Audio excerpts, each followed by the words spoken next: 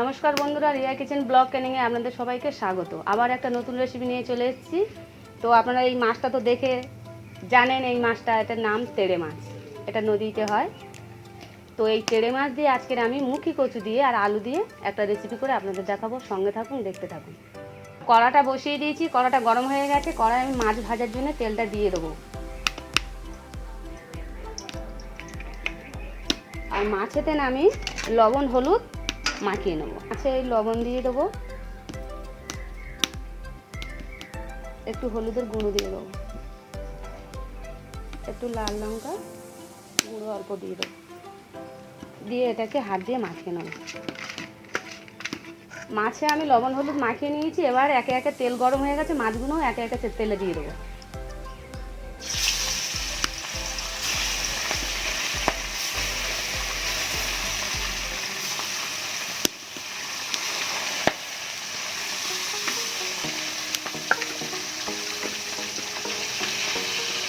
মাছগুলো এইভাবেই আমি ভেজে নেব।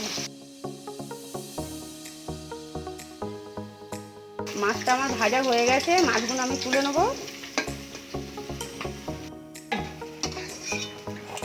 আর বাকি মাছগুলো আমি এইভাবে ছেড়ে দেবো।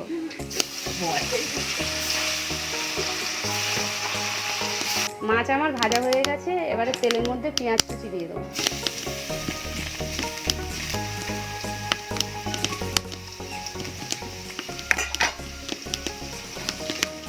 এটাকে একটু নাড়তে থাকবো। পেঁয়াজটা একটু ভাজা ভাজা হয়ে গেলে পেঁয়াজ কেটে রাখা আলু আর কচুটা তেলে দিয়ে দেবো। এটাকে ভাজতে থাকবো।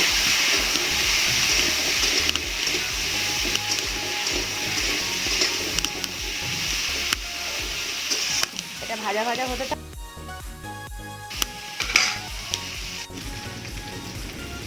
এই টমেটো কেটে রেখেছিলাম, টমেটোটা দিয়ে দেবো। কটা কাঁচা লঙ্কা কেটে রেখেছিলাম দিয়ে দেবো।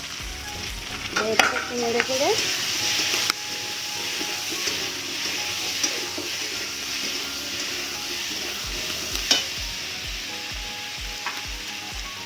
মশলা দিয়ে দেবো।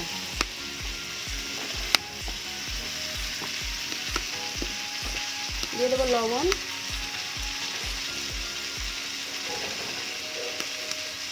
হলুদের গুঁড়ো, লাল লঙ্কার গুঁড়ো, জিরে মরিচের গুঁড়ো,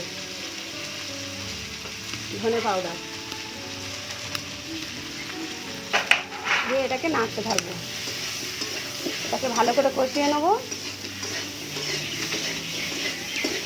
আমার সবজিটা কষানো হয়ে গেছে। এবার আমি জল দিয়ে দেবো।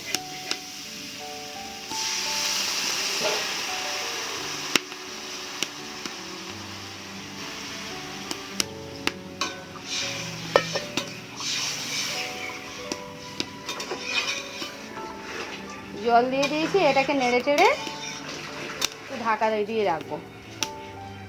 তরকারিটা তো আমি ঢাকা দিয়ে রেখেছিলাম। সবজি আমার সিদ্ধ হয়ে গেছে। তো একে একে ভাজা মাছগুলো তরকারি দিয়ে দেবো। মাছগুলো দিয়ে একটু নেড়ে চেড়ে 2 মিনিট ফুটিয়ে নেব। তরকারিটা আমার হয়ে গেছে। এবার নেড়ে চেড়ে একটু অল্প উপর দিয়ে গরম মশলা ছড়িয়ে দেবো।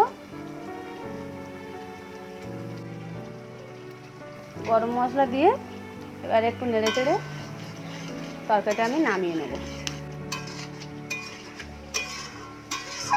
বন্ধুরা, আমার রেসিপিটা হয়ে গেছে। আমার ভিডিওটি যদি ভালো লেগে থাকে তো একটা লাইক করবেন, একটা শেয়ার করবেন, একটা কমেন্ট করবেন, পাশে থাকা বেল আইকনটা ক্লিক করবেন আর চ্যানেলটাকে সাবস্ক্রাইব করবেন এরকম নতুন ভিডিও দেখার জন্যে। দেখা হচ্ছে পরের ভিডিওয়।